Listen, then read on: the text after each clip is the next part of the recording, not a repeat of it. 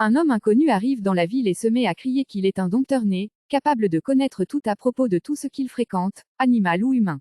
Le prince en entend parler et le fait venir devant lui. Désormais, tu seras le compagnon de ma jument. L'homme avait entendu parler de la cruauté du prince et demanda à être dispensé de cette besogne.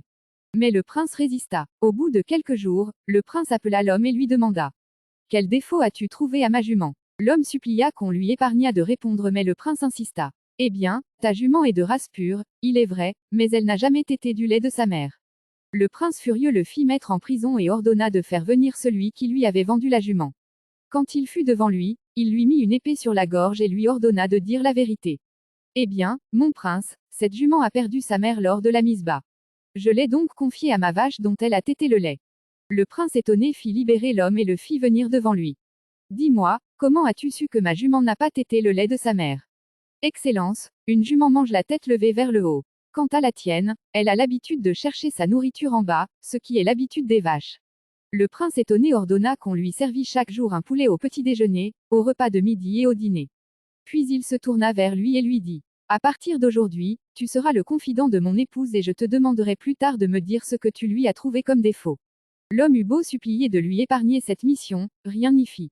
L'homme s'occupa des besoins de la princesse et de ses soucis. Au bout de quelques semaines, le prince fit venir l'homme et lui demanda: dis-moi quel défaut tu as trouvé à mon épouse. Je demande d'abord que tu me promettes de ne pas me mettre à mort.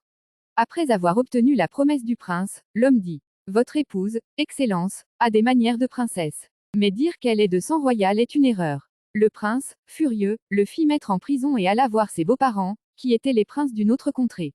Il les menaça de guerre si on ne lui disait pas tout à propos de l'origine de son épouse. Voilà l'histoire complète, dit le beau-père. Ton père et moi avions convenu de donner la fille qui me naîtrait à son fils, c'est-à-dire à toi. Malheureusement, ma première fille mourut de coqueluche à l'âge de 2 ans. À peu près à cette époque, je résolus de chasser les gitans de notre territoire. Je sortis un jour pour voir comment les choses se déroulaient et je trouvai une jeune fille de l'âge de ma fille qui venait de mourir et je la pris dans mon palais où elle fut élevée comme si elle était ma fille. Ton épouse n'est pas de sang royal, c'est une gitane. Le prince revint dans sa ville et fit libérer l'homme qui l'amena devant lui. Dis-moi, comment as-tu su pour les origines de mon épouse? L'homme répondit: ton épouse a l'habitude de cligner des yeux quand elle parle. C'est là une habitude propre aux gitans. C'est ainsi que j'ai su qu'elle n'avait pas de sang royal dans ses veines.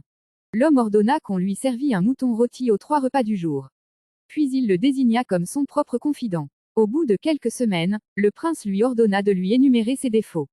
Après de vaines supplications qu'on lui épargnât cette terrible épreuve, l'homme dit: sache que tu n'es pas le fils du roi qui prétend être ton père.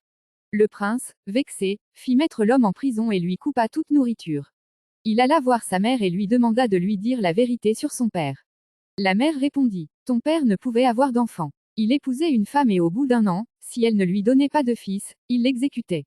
Il avait épousé beaucoup de femmes avant moi et quand ce fut mon tour, je résolus de lui donner un enfant par la ruse. Sache que ton père est le cuisinier de la cour, chose que ton père ignore. Revenu dans son palais, le prince fit venir l'homme et lui demanda: comment as-tu su pour mon père? L'homme répondit: Excellence, j'ai tout de suite compris que ton père ne pouvait être qu'un cuisinier parce que, quand tu es en colère, tu me fais couper la nourriture alors que, quand tu es satisfait et heureux, tu me récompenses.